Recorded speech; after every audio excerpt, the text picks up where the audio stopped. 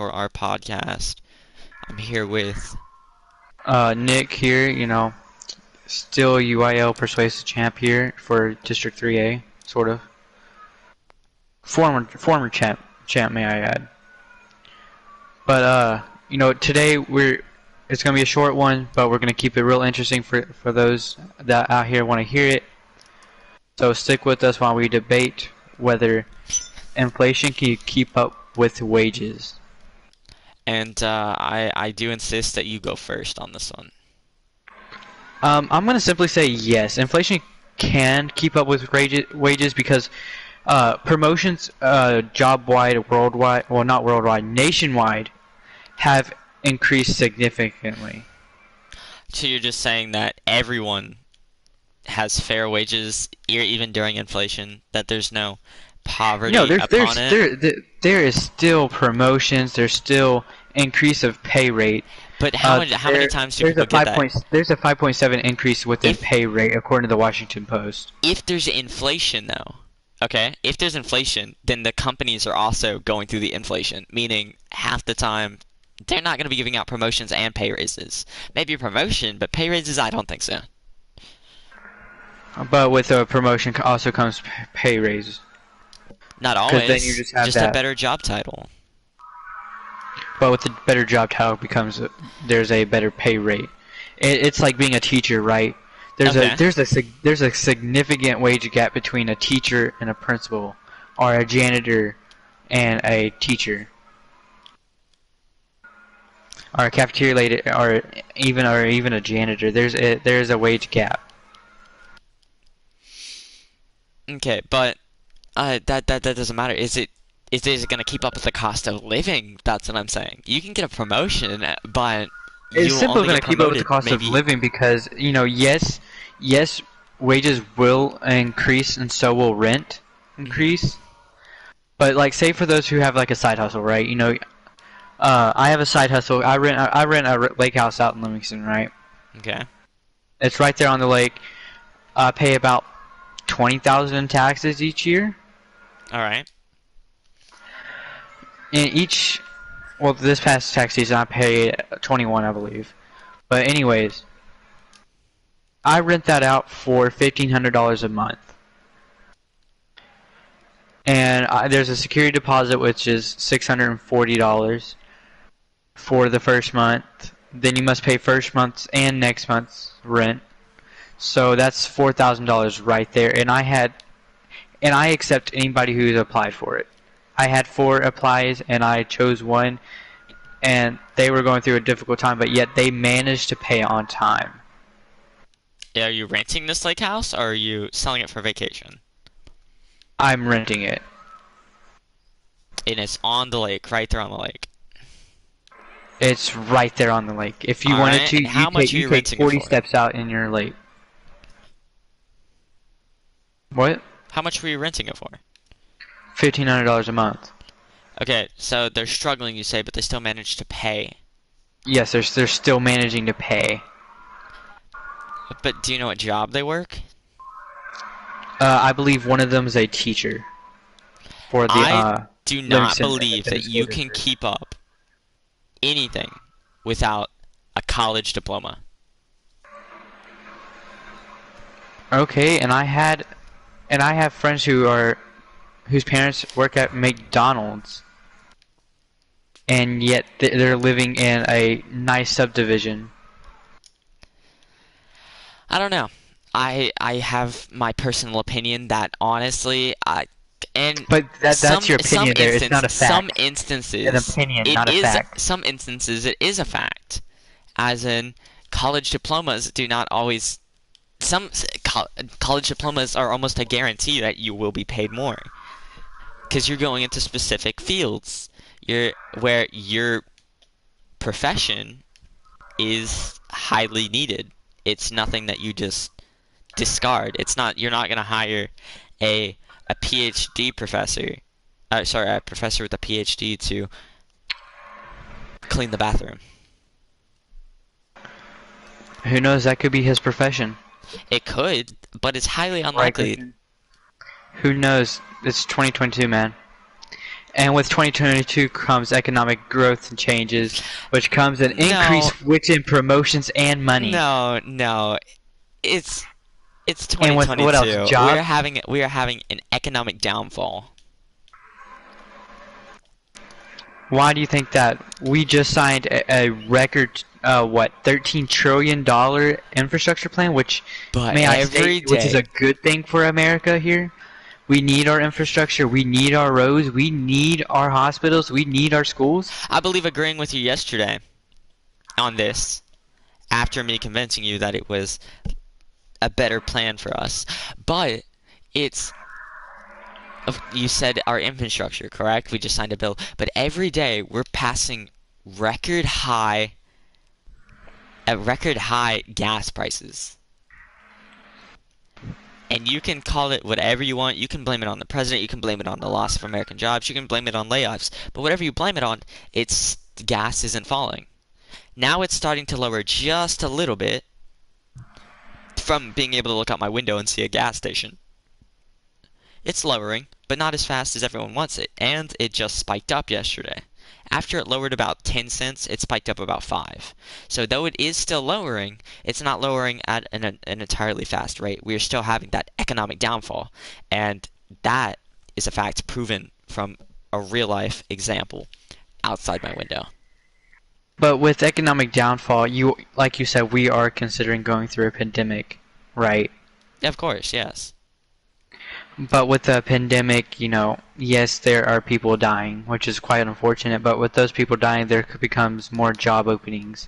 But are you saying you are thankful for these job openings because these people are losing their lives? Is that what you're stating, though? Because to me, that's No, what it sounds like. the job openings are good for the American people. And with the American people becomes with more people making money, which is the more ability to paying taxes, and which taxes can be a good thing here. And with stimulus, taxes are coming back now really heavily. I believe within the next tax season that happened in February, we paid over $1.8 trillion worth over that 2.2. So, just a tad off topic, but you are now agreeing that that seems like a reasonable number now? Because the other day you were stating that it seems like what was the word that you used? You said something about it was an unaccurate number or something like that. I believe. None of those words came out of my mouth. When I said that I just looked at it too. You're forgetting that. all right, but we have many facts, including COVID crisis, all right? But that only saved jobs that could go online. Many of the jobs. But going jobs online also opened up many jobs here. Zoom, may I add, started from where rock bottom, barely only having 5 employees, to having now 5,000 employees across the globe. That is what, 100 times more than what they had? Well, yes, of course. But you're also forgetting that Zoom was used, and it was a major part of business meetings, of schools, of stuff like that, because it was the most convenient way. Who knows? Like I stated yesterday, when you brought up the Biden administration and what they would have done, or what they could have done on immigration and immigrants and people who flee their countries, we have no clue on what could have happened because we did go through a global pandemic. Right now, if we never went through that global pandemic, who knows? They could have never been successful.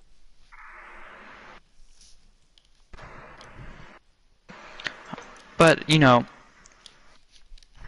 back to really on topic here.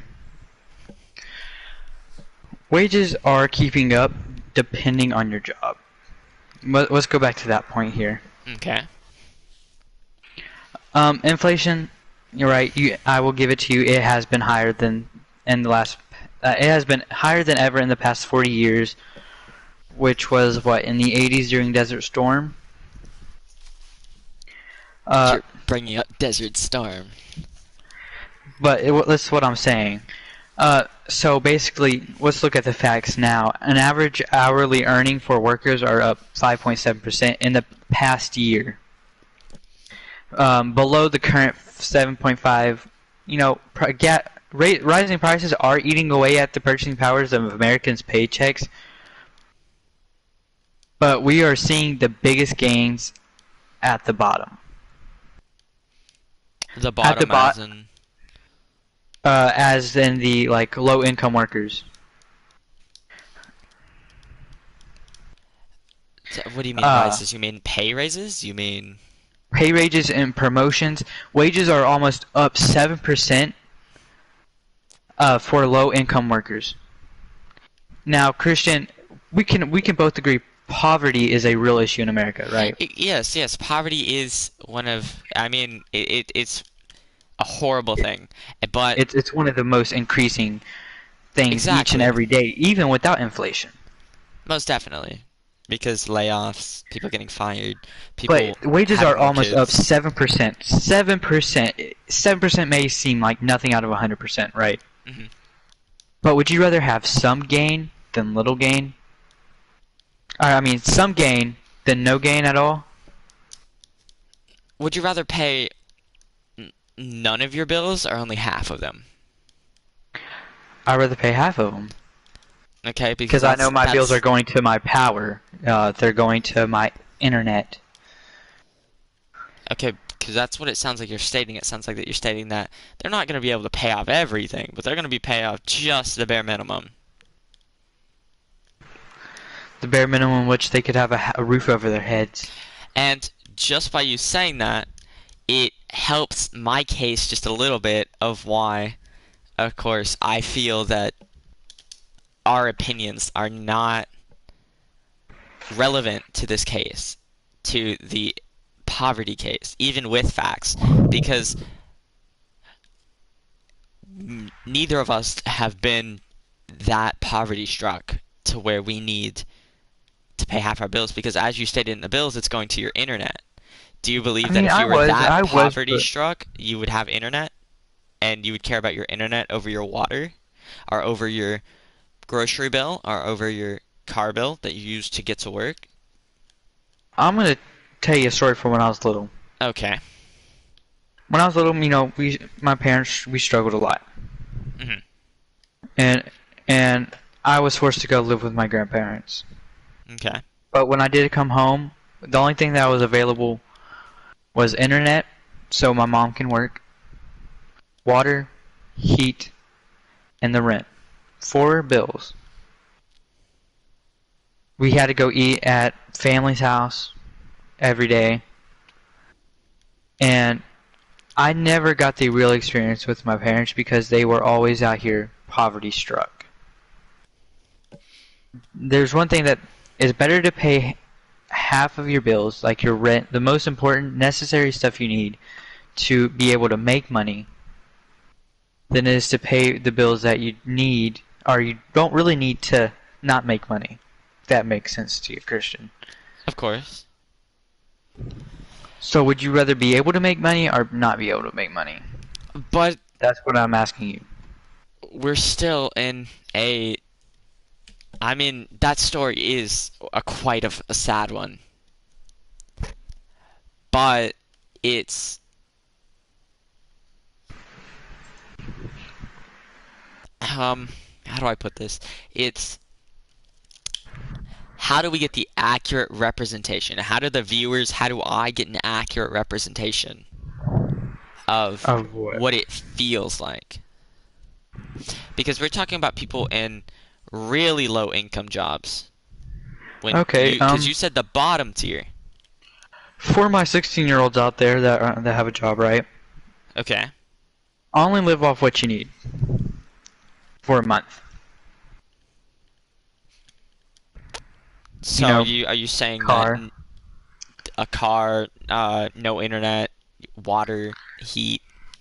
Unless you need internet to work. Heat, you need to live because hypothermia exists, E- e- unfortunately. exactly, of course. It's very unfortunate, but of course. Hypothermia exists.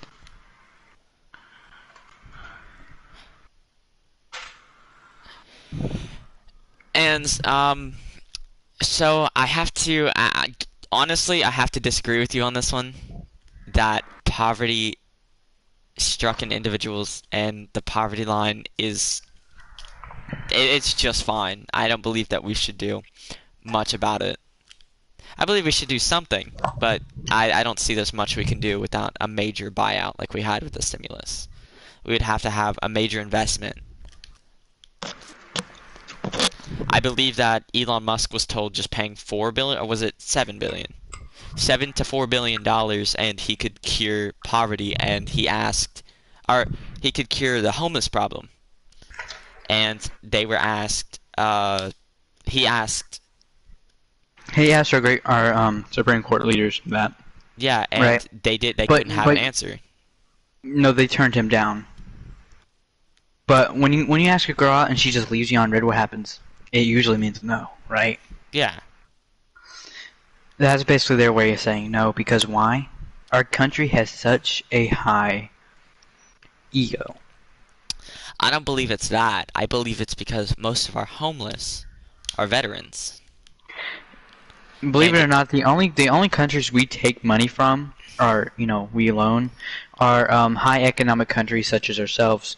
We only take money really from Britain and Russia, right? Well, not in Russia anymore after, the Ukraine-Russian war. It's not been happening since 2014, but, we're only focusing on that now, right? yes. It's kind of bullshit, in my opinion. What sobs but okay, so what Okay, you cut out. what sob story could we just do you have for the vets, in fact? Do you have any The comparison? veterans? Any comparison that you want to state before I move on and say anything else? No, go ahead and move on, and I'll find another comparison. Okay, so the veterans, all right, they're the biggest homeless, and I believe that the United States doesn't want to cure the homeless problem because it would bring to light to normal citizens how many homeless veterans are actually on the street, and how our U.S. troops are handled after combat. Because after I'm combat, gonna use the VA here. Christian, you're totally fucking right on that shit. I will give you that one. The my great uncle, I think he is. mhm, Well, I have too much family. He served in World War II, right? all right, Man's old as dirt. I love him to death, truly do. But I refuse to sleep at his house because of what happens. He was a German translator. He was a survivor of the Holocaust. Well, he's in the hospital currently, but may God rest his soul. And the VA is not paying shit for it, right? okay. The VA is not paying anything for it, and when he's gone to the VA in the past with Would what you he like to give a told, definition of the VA to our viewers? it's a Veterans Association. It is it's a place. It's like a, it's like a, shit. It's like benefits for what you get while you're doing a job, right? Uh, it's the benefits that you get for serving, right? They're lifetime Yeah, benefits. yeah, like a Social Security. Yeah. So basically, soldiers go there to, get help for their mental issues, medical issues, dental.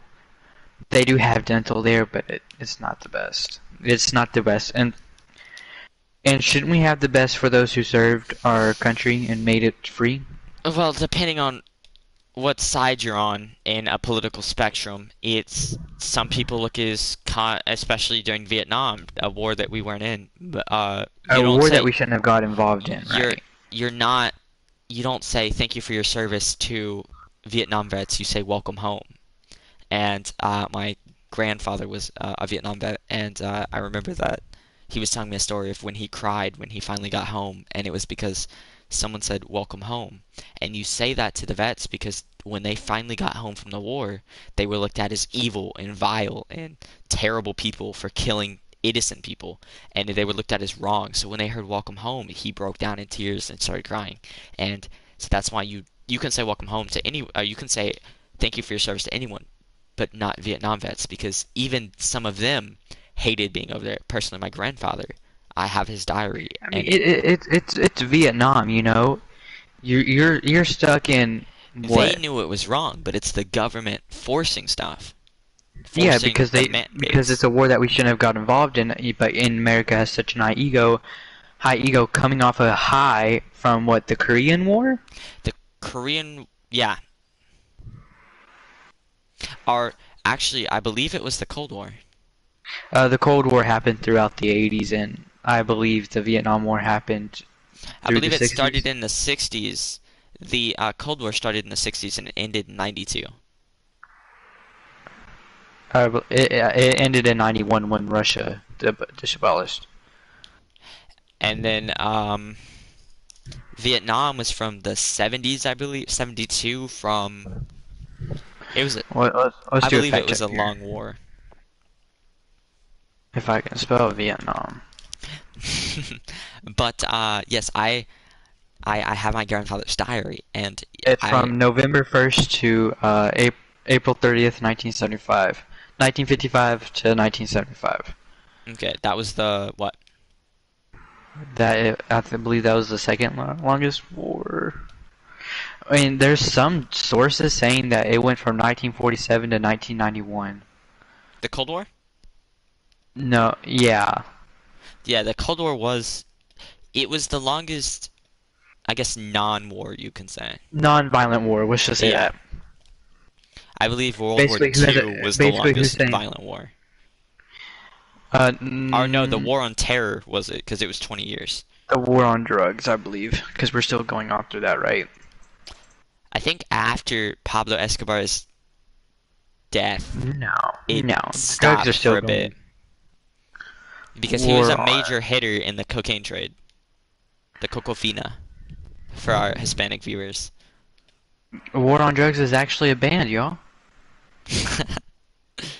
Oh, maybe we'll give him a Like, listen afterwards. it started in 1971 The during the band. Oh. no, the All right, sorry. The war on drugs started in 19 when? 1971, and there's no end date. Oh, longest war. I stand corrected. Still going on today, man. All right, so I disagree with you on the poverty. I agree with you on the wars, though, because of course you have your great uncle who was in World War II. I have my, which I have my. That I mean, they were. Does your great uncle keep a diary? I asked him. Sorry, I'm eating sour stuff. He asked me, and I asked him, "Did you keep a diary?" And he gives me the quote: "Son, do I look like a bitch to you?" End quote. Uh, my great grandfather was in World War II. He was a medic at during the Battle of Normandy when they stormed the beaches. Holy shit, D-Day? D-Day, yes. And they carried markers around. And there was I can't I have to read it. I'll have to go get it from my mother's house and I'll be able to read it to you. But I believe it was a blue, a green, and a red marker. And the red means they can't be saved. So he would give them some morphine and they would have to die. The gray meant if they die, they die, but s- they We'll try. can be saved. And then the green meant they can be saved. And what they do is if you can save them, you give them a gun back and you tell them to go. My grandfather, he saved a lot of people, and he actually did survive throughout the war and came back, which not many people did. In fact, uh, he was never a prisoner of war. He was never anything like that. He was just a combat medic who got caught up in Yeah, the wrong battle. my uncle. It doesn't help his PTSD that he was a German translator and he was a Holocaust survivor. Now, my great grandfather, sorry, he knew a little bit of German, but it was never enough to like. It was enough to Let me tell you, there's some days where my great uncle, he does not go like he goes a day speaking pure German. He also translated Russian. He's a very intelligent man. I can tell. God knows how many languages he has. Um, but so they both kept diaries, and you can read them. And my great grandfather, he was very young when he died, but I can remember a lot of things that he had said. That man lived a while, and I can remember most of the things he said. And I remember him saying a couple of times stuff like, he said he called them Krauts. He didn't call them Germans. Um, Krauts. well, Germans is a broad term. Yeah, he said it was some like derogatory term towards them, basically. Oh yeah, it's a pretty it's a pretty fucked up word. So I never looked too much into it because I was like, he's old, stuff like that. He's been through some stuff, but I never really realized how much he's been through until you read his diary, and that's when you realize that what you realize someone's going through isn't something like you realize something, and it's I have a long family history of the army. Like my cousin had killed himself after he came back from Afghanistan. And I'm sorry for your loss there. Because our VA. What's actually make this a topic? Is our VA doing all it can to help our veterans? It is not. I'm agreeing, You but could. let's talk about it. I remember that he called my cousin. He called he was looking for help because he was depressed, of course. But he did a lot of drugs at the time, like a lot. And I never looked too much into it because I was like, he's just depressed from a high. But that he was only depressed when he came down, and stuff like that. You look at it as you look at it from an outside view, not an inside, and you realize that he tried to call the VA because they offer therapy and help and stuff like that. And when he realized that it took an hour for someone to even answer, he realized that they were no help. So he got rid of therapy total, and he didn't take it. And sooner or later, he became an addicting drug addict. And when they found him, he had taken angel dust because he started to get used to the feel of drugs. And he had taken angel dust at the time, and he had patches of his skin missing, like he had cut them or ripped them off. And I do blame the VA; they could have handled it better. But he saw combat in Afghanistan; he had killed people, and I do understand that he was in the Navy. He was a what is it? An artilleryman. He shot the artillery. So every death they called in something, and every death that he had to shoot. But he was also Yeah, to live with. yeah, exactly. And we also almost everyone that's gone to the military had been a medic because my grandfather and my great grandfather were both combat medics. And so he had been, of course, a medic, but it was for the Navy, so he didn't see much. He didn't go on land much, but when he did, he saw things that you kind of can't unsee. And he didn't keep a diary because he believed, just as your uncle said, stuff like that. He believed that diaries were for cowards, people who can't live with themselves. But I believe that if he would have kept a diary, then maybe it would have helped him live just a tad longer. It's a depressing topic to I'm talk gonna, about. my great uncle, my grandpa served in I believe he served in shit. What is it called? God damn. The Korean War, the Vietnam War, the World War Korean, One. that's what it's called. I'm sorry. My mind's going blank here. Uh, he served in that for a little bit. He unfortunately passed in 2020 due to COVID. Rest his soul. Rest in peace. Yes. But that man was a rebel towards his own goddamn father, and it was pretty. Was he drafted or did he enlist? He enlisted. What about your great uncle? He was drafted. You know, he has the same birthday as April Fools, and so we can't play any jokes on him. Kind of BS, in my opinion. But yes, no, Cause he used to always play jokes with us, and like they were some fucked up jokes. the So VA is doing nothing to help our combat veterans. no, there's days like my uncle, he has a Nazi uniform that he wore to infiltrate Nazi bases and all that, just because you know he could translate German and all that, speak German. He spoke it perfectly. He still does it to this day, but he sounds like an old man because he is old. You know, he makes jokes. We make jokes about it, right? Mhm. Um, but the VA is still doing nothing to help his condition. You know, he has stage 3 cancer. Oh, from any like side effects from the war, or I think it was the exposure to chemicals. mm.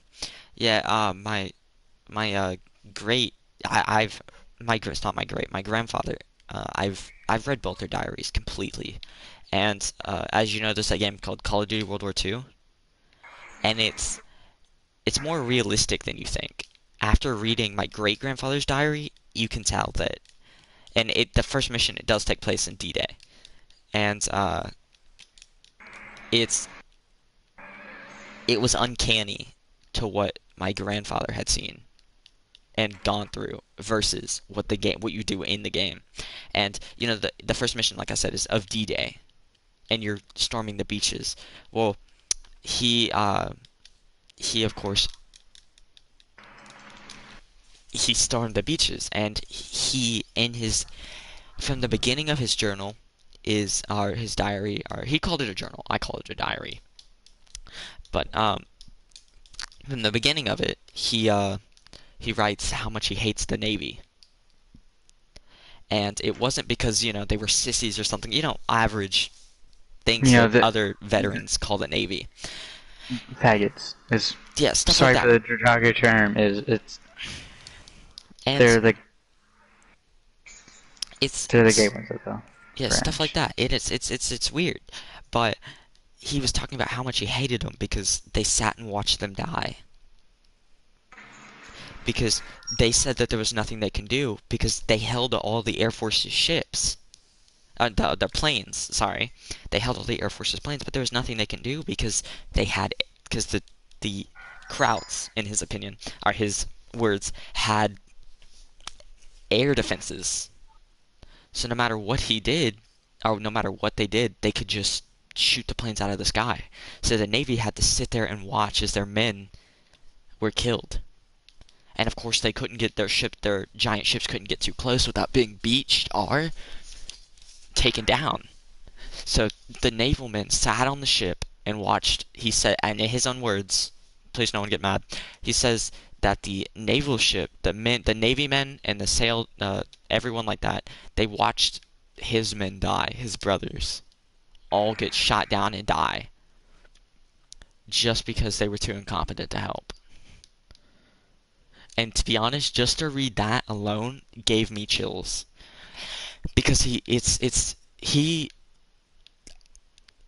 I don't know if he was dyslexic, but a lot of words are misspelled and something like that. But you could get the emotion out of it. You could still read it perfectly fine, even though that some words are indescribable. And it's because you feel it as you're reading it. You feel the chills that it gave you. You can tell that it was anger and distrust among everyone because his friends, his brothers, his everyone was just killed right before him. His commanding officer was killed the moment they got on the beach. They opened his he says his commanding officer went for cover.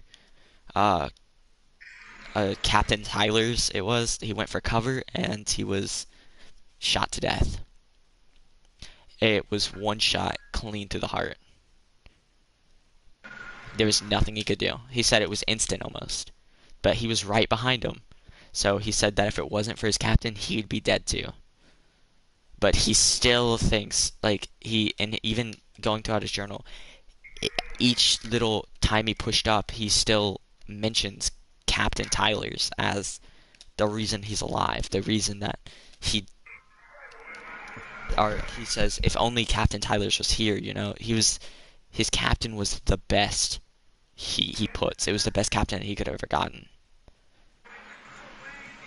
and Right. Right. that is alone like how he keeps mentioning. He doesn't mention that he saved his life. He mentions it twice, but and that's right after what has happened, and then after that, that was it. That's it. He mentions it twice. And never again he mentions how he saved his life. He just mentions how he was a great captain, and that's how he lives on as his memory. He didn't see his captain as dead because it happened so quick. It was unnatural. He had not seen any combat at till this point. He was drafted at a later time. That was his first combat experience as a combat medic because they needed more medics. So that's what happened. Is when he was drafted, he went on board, and that was it. And then my grandfather was in Vietnam, and his journal is a lot more heartbreaking, for instance. And, Yeah, because you saw people die in front of you, and you saw them brutally tortured. well, since it was a highly protested war and people were avoiding being drafted and stuff like that, they had to give people two jobs. Like my great grandfather, for instance, he was just a combat medic. That was it. That's all he carried was, I think, a rifle, a pistol, and a bunch of medic supplies, morphine, stuff like that, because there's nothing you can do when you're a combat medic. You can't stop and operate right there. They gave him morphine because it was either you die or you continue to fight until you do die. Or if you survive, it's on to the next war. So you either die or survive. There's no guarantee you're going home. But since people were dodging drafts and stuff like that, and people were protesting the war and causing themselves not to go, or had disabilities, they gave my grandfather two jobs, and he was an infantryman. Well, he was a tank. He was an infantry like tank man. You know what I'm saying? So he followed behind the tanks. He had worked at a he had worked as a little bit of an engineer, but it wasn't enough to repair tanks or stuff. It was something back home that he had done, and he had fuck. And so they were like, okay, so you follow behind the tanks, and you follow with your squad because he was part of a tanking squad. It wasn't a squad that there was a tank, and they had 3 men inside that tank, and then there was a squad always following behind that tank because someone had to go inspect if there were mines and like the swamp areas and stuff like that. They had to go inspect, and he was the man to inspect. But he said that there were two medics. That one day he was behind the tank, and he walked out, and this is a terrible, sad story. He walked out, and Vietnam was, in my opinion, the worst war, hands down. Right. Right. There were so many injustices, and there were so many breaches of civil rights, and the human indecency. How could we treat someone like that is what I got from it and what I thought too. And he says that he walked to a swamp, and there was this like little boy or whatever, and the little boy was getting water, but he could tell that the water was dirty, so he gave the boy his canteen. Well, the boy started drinking out of it. Well, after that, they had to go through these woods, and there had just been a scout, not a Vietnam scout, an American scout that had gone through there and been like, there's no one in there. Well, the little boy had went down that exact same path. So the scout said there was no one in there, but the little boy had went in there. So he said that he had gotten confused. He's like, I just gave that little boy water, and then he started to worry about the little boy because he thought he had died. Well, his squad was attacked when they were going through the path through the woods. And he states that he got the other combat medic killed and two of his men in his squad because he was a second lieutenant, by the way. He said that Right. he said he had gotten 3 men in his squad killed, a combat medic and two infantrymen, because he had failed to report the little boy. The little boy was sent to the swamp to investigate the US soldiers. And that was a common thing used. They would send little kids in because, of course, we would see little kids and be like, they can't be harmless. We wouldn't think more of it. But he said that he had gotten 3 people killed just for giving a little boy water. That's all he had to do, he said, was kill the little boy. But he said he could never bring himself to it. He said even if I knew what was going to happen, he still didn't think he could bring himself to it because it's a little kid. And then he thought, how could a little kid be helping them? And then he does state in his journal that maybe he thinks that they're the bad ones because my grandfather was a firm believer in that the Vietnam War was horrible. And yeah, he was also drafted for that. Except he went and served, and I don't know. I don't have anything against draft dodgers. I'm just saying that he went and served like a brave man. I'm not calling anyone brave that dodged it. I'm just saying that he was brave throughout his entire military career. Then there was another story, and they used napalm on villages, but he said that in his squad was like a he called it a death squad. He said that his squad was a scorch and burn squad. It was a squad who was sent in to not only he said they weren't sent in to kill, but anyone that was in the way, that's what they should do because they should be counted as enemies. But it was never stated that his squad was they had because after those 3 men died, and they had successfully made it out alive with all of their lives intact, except for the 3 brave souls. He They gave him a new assignment, and it was of course scorch and burn, which was they gave him 2 flamethrower men, and they gave a brand new infantryman. Or it was a heavy gunner, that's what it was. And this heavy gunner sat on top of the tank, and which there was a gunner on the tank too, but this would be a second way. They had the gunner on the tank, and the tank would go through. He'd be sitting on the tank, lighting people up or lighting enemies up. Because at that time, we didn't care who we killed for an instance, and I think that we can both agree on that. That war was a No, we sham. still don't. We don't. We still don't. So they went. He said that they went through, and he had never experienced such torment in his life. That it tortured him, and I believe it tortured him to the day he died. He died back in. He died actually quite recently. He died in 2021 in November. Well, sorry for your loss there. But it tortured him every day, and it was because they went through the village, and the troopers, the flamethrower men, were given different briefs than he was, and he was the commanding officer of that time. They were given to burn down the village. He was given the order to escort everyone out that's not hostile. So, well, those were his orders. His orders didn't, because there were 2 classified informations. There was one that said escort, and there was another one that said scorch and burn. So they went to the flamethrower troopers went to the village, and they burnt people a lot. Like they burnt people's houses down, and if they didn't care if anyone was inside, if they couldn't make it out, then they died inside their house. And that was a real thing that happened, and you can watch videos on it. You can look it up. It's a real thing that happened. The CIA, I believe, has released documents saying this shit like this happens. And then especially with napalm, it's my uncle, not my uncle, fuck, my grandpa. Sorry, you got me thinking about your uncle. My grandpa saw napalm be dropped, and it left devastating damage to the ecosystem and life in that ecosystem. And it's because it destroyed everything. It was like a cluster charge. He said it dropped, and you just saw you just saw bomb after bomb after bomb after bomb, and it was like he said that he saw so many people die in that war that if you look it up now, it says, I think it's like 4 million, or maybe.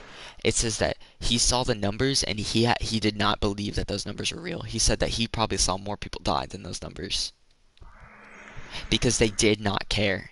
They went in, they burned down villages, they killed women, children, men, anyone, even if they weren't associated with the war, just for being at home. They burnt down their houses, burnt down everything that they had built, just because we want to, just because we're so egotistical and want to seem more powerful than everyone else. And that in itself is wrong.